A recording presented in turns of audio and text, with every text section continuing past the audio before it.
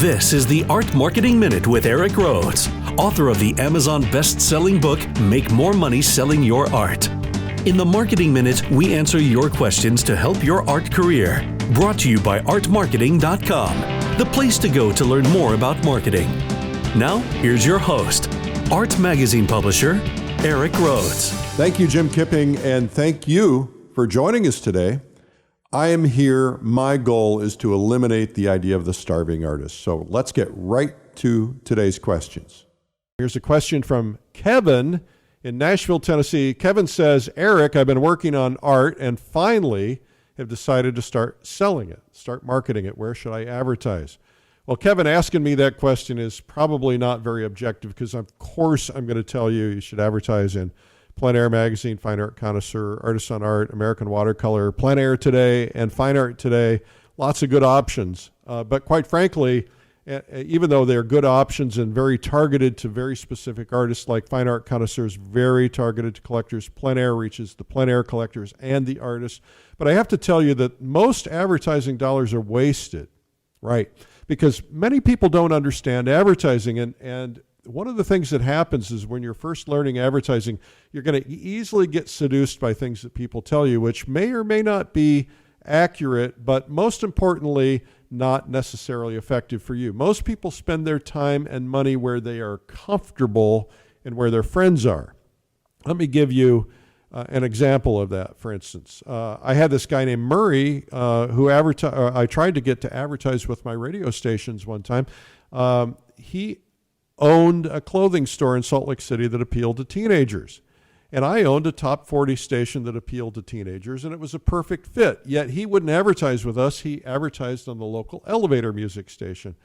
And when I asked him who his customers were, he said they're teens. I said, well, why do you advertise on the elevator music station that doesn't have any teens listening? And he said, well, it's where my friends are. It's the friends at the country club, and it gives me a lot of status at the country club. And I said, well, is it working? Is it bringing in teens? He says, no, but it's making me very popular at the country club. His goal was ego and popularity. For that, it was a good move, but it wasn't necessarily about selling product. If you really want to sell product, don't worry about where your friends are and if your friends are seeing your ads. What you want to worry about is, are you in the right fit? For instance, if you want to reach wealthy collectors, then you want to go to something like Fine Art Connoisseur, which has ultra wealthy collectors, lots of billionaires, lots of really, really wealthy people. If you want to reach people who collect plein air paintings and people who go on the plein air circuit, then you want to go to Plein Air Magazine. If you want to reach people who are artists and specifically you want to talk to them about something that is you're selling to artists, then you want to be in Plein Air Magazine or Artists on Art, etc. So think about that. But good advertising is about good targeting. Pick a place that matches what you're trying to accomplish. And of course, if you read my books and you watch my videos, I always am talking about how you really need to figure out what you want to accomplish and develop a strategy before you start doing a tactic. Advertising is a tactic, an important one, no less, but you have to be ready for it. And advertising takes some time. You got to do it right. We can walk you through how to do that. Anyway, I have a whole section on that in my book. Another question from Michelle in St. Petersburg, Florida. I'm not sure I understand the concept of branding and why it's important. Can you explain it for me? Well, Michelle, branding is a complicated subject, and I'll try to tackle it briefly. Did you know that the top line of BMW car, the top line of BMW, is also the exact same car as a Bentley? Same frame, same engine, same body. The body style is slightly different, but everything is about the same. The only difference is the manufacturing cost. It's $18,000 more because they put some special interior touches and they put the special Bentley grille and stuff like that on it. Yet I'm told the difference in price is $150,000 more than the BMW. So you could buy the BMW for $150,000 less and get about the same car. Yet Bentley is the top upscale brand, or one of the top, and you have to be very, very rich to drive a $250,000 car. Yet it's still a car. Why not just buy a Kia for $20,000, right? Well, it's not about transportation, is it? It's about stature. It's about status. It's about self-image of the buyer wanting to be known for and seen with the best. And it's not just that. It's creating a position. For instance, You could buy a track phone for about $100. Why bother with an iPhone that's $1,000? Well, it's because you want the cool stuff, but you want the status with it. Most of us don't think about the status, but there's kind of a little hidden thing in the back of our head that we want the best, right?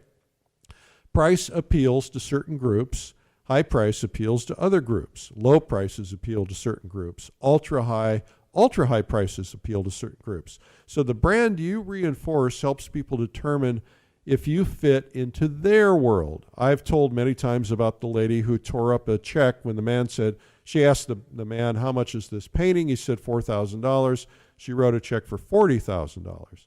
He said, no, ma'am, you misunderstood. It's $4,000. She said, oh, it must not be very good. She ripped up the check and went away, right? So the brand you reinforce helps determine if you fit in their world. She didn't think a $4,000 painting fit into her world, but a $40,000 painting did. We can't relate to that because we don't necessarily have that kind of money, but that's how things work. And so a brand creates it reflects people's self-esteem. You got to figure out where you want to be seen. You want to stand for something. And a brand is also about developing trust in the minds of your target customers. We know people, I know people anyway, you probably do too.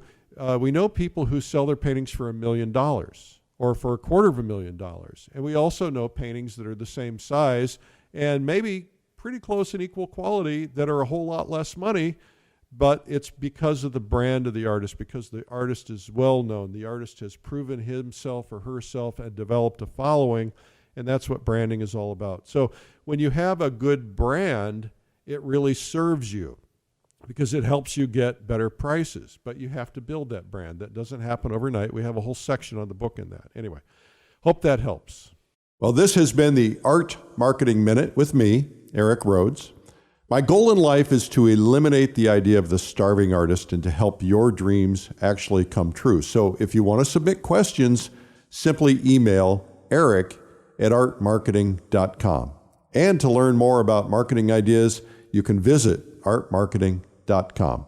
Thanks for listening.